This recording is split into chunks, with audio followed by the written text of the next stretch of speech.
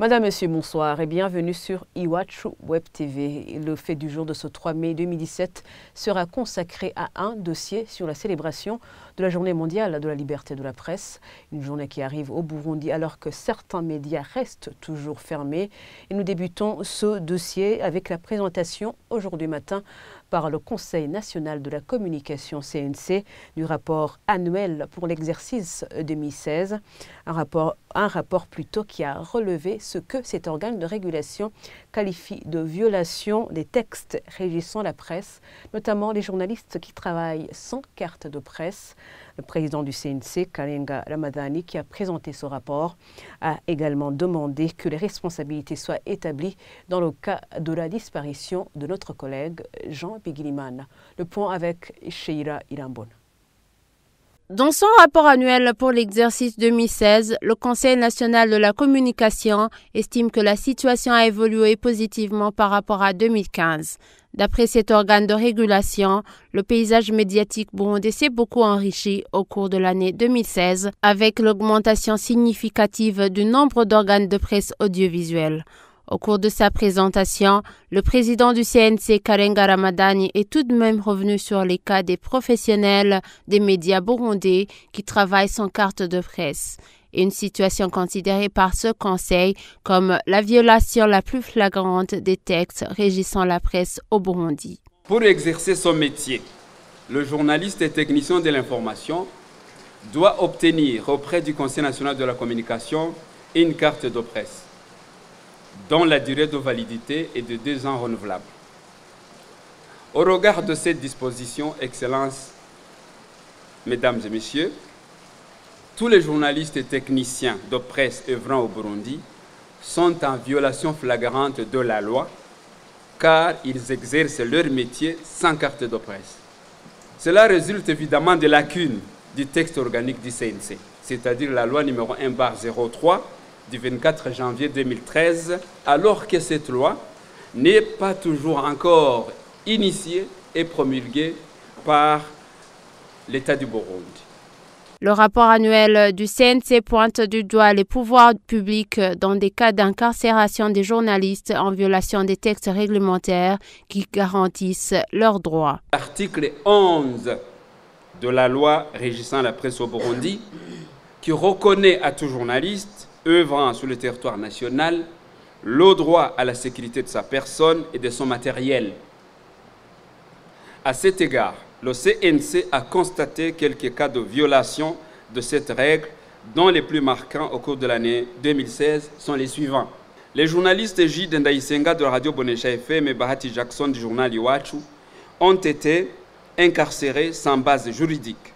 L'un par les agents du service national de renseignement SNR au chef-lieu de la province Kibitoke, l'autre par la police à Buganda dans la même province, et n'ont été relaxés qu'après l'intervention du CNC. Le président du CNC a aussi évoqué le cas de la disparition dans des circonstances non élucidées du journaliste d'Iwachu Jean Bigirimana. Il a déploré ce genre d'atteinte à l'intégrité physique des professionnels de la presse et de demander à tous ceux qui détiennent des informations sur cette question de contribuer à l'enrichissement du dossier d'instruction pour que la vérité soit rendue publique et les responsabilités établies. En ce qui concerne les médias qui sont toujours fermés, Kalenga Ramadani a annoncé que l'organe de régulation va bientôt se prononcer sur le sort administratif des radios Bonesha, RPA et la radio TV Renaissance. Des journaux parlés au cours du premier trimestre 2016.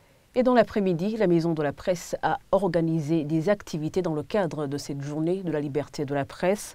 Dans son allocution, le ministre de l'Information et de la Communication, Nestor Bangomokunzi, a évoqué la situation actuelle des médias burundais qui n'ont pas été épargnés par la crise de 2015. Je propose de le suivre. Nous constatons également que l'organisation professionnelle du secteur a été frappée de plein fouet par la crise qu'a connue notre pays en 2015. Les organisations des professionnels des médias fonctionnent désormais avec d'énormes difficultés. Nombre de journalistes ont été contraints à quitter le pays. Des médias ont été littéralement détruits par des ennemis de la paix.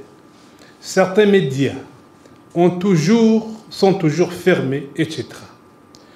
Tout cela intervient pour compromettre le bon fonctionnement des médias et par voie de conséquence, leur mission de promouvoir une société pacifique, juste et inclusive. Jusqu'ici, rien n'a filtré sur la poursuite de ceux qui ont assassiné et fait disparaître nos confrères, a rappelé la présidente de la Maison de la Presse, Denise Mogougou, une situation qui peut générer une psychose de la peur chez les journalistes, selon elle. On l'écoute. La célébration au niveau mondial, en cours à ce moment à Jakarta, réfléchit à une approche sur la sécurité des journalistes, mais aussi sur l'impunité des crimes commis contre eux. Ceci doit nous interpeller particulièrement dans notre pays, car jusqu'ici, rien n'a encore filtré sur la poursuite de ceux qui ont assassiné et fait disparaître nos confrères. Je parle de Christophe Ngezawaiti et de Jean Guimana, à qui nous rendons hommage aujourd'hui. Ainsi qu'au harcèlement répétitif des professionnels des médias pendant leur mission de travail. Il s'agit ici d'une situation qui, si on y prend garde, risque d'installer au sein des médias burundais une psychose de la peur, qui elle-même aura des incidences sur la qualité professionnelle à plus ou moins long terme. C'est donc présentement l'occasion de dialoguer en toute franchise pour briser, autant que faire se peut, toutes les barrières qui empêchent l'épanouissement d'un journalisme professionnel, le seul à même de remplir sa responsabilité sociale. Pour le président de l'Observatoire de la presse au Burundi, OPB, cette journée rappelle avec tristesse aux journalistes burundais leurs camarades torturés ou tout simplement tués. Mais pour Innocent Mouozi, il y a de l'espoir au bout du tunnel. Je propose de le suivre, des propos recueillis par Sheila Ilambon. Cette journée internationale de la liberté de presse ne peut pas ne pas exprimer la tristesse que nous avons tous en tant que journalistes burundais sur le contexte qui est dans notre pays en matière de liberté de presse, mais pas seulement en matière de liberté de presse, toutes les autres libertés sont dans des difficultés énormes dans notre pays. Avec l'espoir que tout ça se rétablisse malgré tout, c'est une journée difficile, c'est une journée aussi où nous nous souvenons de collègues qui sont morts, Jean Bigirimana, Christophe Ngezawaiti, ceux qui ont été malmenés, torturés, comme Olivier Ngurutse, comme d'autres qui ont eu des difficultés, et ceux qui sont toujours en difficulté aujourd'hui, soit en tant que journaliste se trouvant au pays, soit en tant que journaliste se trouvant à l'exil. C'est une journée difficile pour nous tous, mais c'est aussi une journée où nous devons nous souvenir que l'espoir doit rester là, parce que la liberté, la vie doit pouvoir primer d'une façon ou d'une autre, à un moment ou à un autre, quoi qu'il arrive.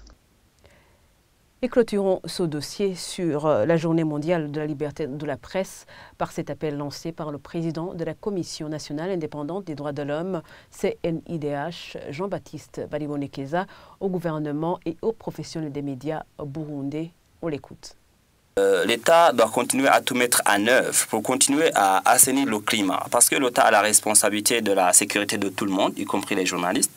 Il a la responsabilité, n'est-ce pas, de créer les conditions qui permettent à ce que la liberté de la presse puisse être exercée dans toute son ampleur. Et donc vraiment, l'État, là aussi, doit continuer à faire preuve de bonne volonté, et de sorte à ce que les lois, par exemple, qui sont en vigueur continuent à s'appliquer correctement, et que, par exemple, il n'y ait pas de situation de voie de fait, par exemple, comme ce qu'on a vu le 14 mai. Bonne volonté aussi du côté, bien sûr, des professionnels des médias.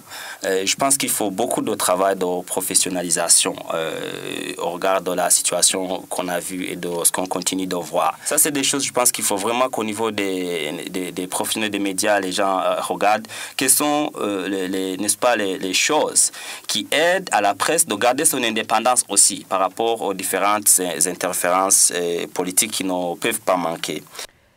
Et c'est un appel lancé au cours d'un panel sur la liberté de la presse préparé par les radios Isanganiro Bonesha, Rema FM, Renaissance et le journal Iwachu en partenariat avec la Bénévolencia. Et voilà, c'est ici que nous clôturons ce fait du jour. Merci de l'avoir suivi.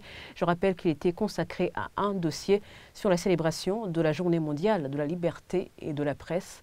Merci de votre fidélité et une pensée spéciale pour cette journée de la liberté de la presse à notre collègue Jean Biguiliman, a disparu le 22 juillet 2016, et à Christophe Ngizabahizi, le caméraman de la RTNB, tué en octobre 2015 avec toute sa famille.